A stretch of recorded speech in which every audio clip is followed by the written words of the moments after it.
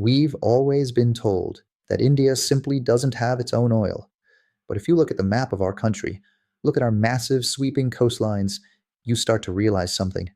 We haven't actually looked. Out of all the deep underground basins in India that are geologically capable of holding oil, we have actively explored barely 10 to 15%. For decades, we just stuck to the familiar places on land: Assam, Gujarat, Rajasthan. Just recently, almost a million square kilometers of these waters were finally opened up. And what did we find? Geologists are now looking at places like the Andaman Sea and calling it a geological twin to Guyana, a place that went from having zero oil to billions of barrels almost overnight. But searching the deep ocean isn't like digging a well in the backyard. It is an astronomical gamble. A single exploratory well in the deep sea can cost anywhere from $50 million to $100 million. If you drill 5 holes and find nothing, $500 million vanishes into the ocean currents. Right now, India's state giant ONGC is leading the charge, committing a massive $18 to $20 billion budget over 5 years just to map and drill these frontiers. It's a brave effort, but you have to ask yourself, are we chasing yesterday's treasure? Here's the dilemma. Even if we spend those billions and find a massive ocean of oil tomorrow, it takes 7 to 10 years to build the platforms and actually bring that oil to the surface. And by the time that oil comes up, will the world still want it? Crude oil makes our plastics and our medicines, but the vast majority of it, the part that drives our economy, is burned as fuel for our cars, trucks, and scooters. And oil as a transport fuel may not last for more than another 10 to 15 years, not because the oil will run out, but because technology is moving faster than we can drill.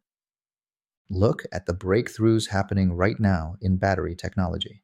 Just days ago, the third largest battery manufacturer in China, called Goshen High-Tech, announced a massive breakthrough. They have achieved an energy density of 261 watt-hours per kilogram on a sodium-ion battery. This is better than the best of lithium-ion batteries. Think about that for a moment. Sodium is just common salt. It is everywhere. These new sodium batteries could be half the price of the lithium batteries we use today.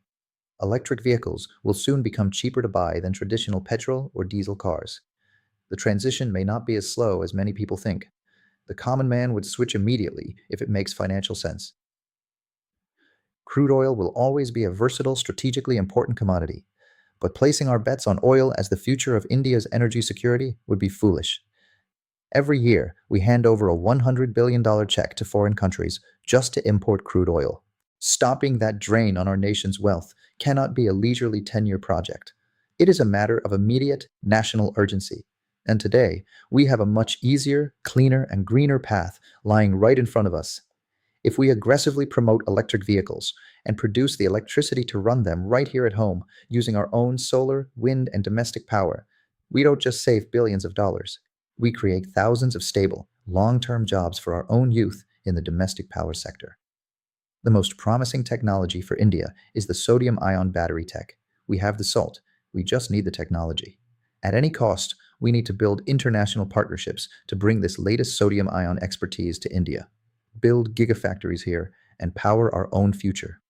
Let's not spend the next decade digging deep into the ocean for the past when we can harvest the future right here, right now.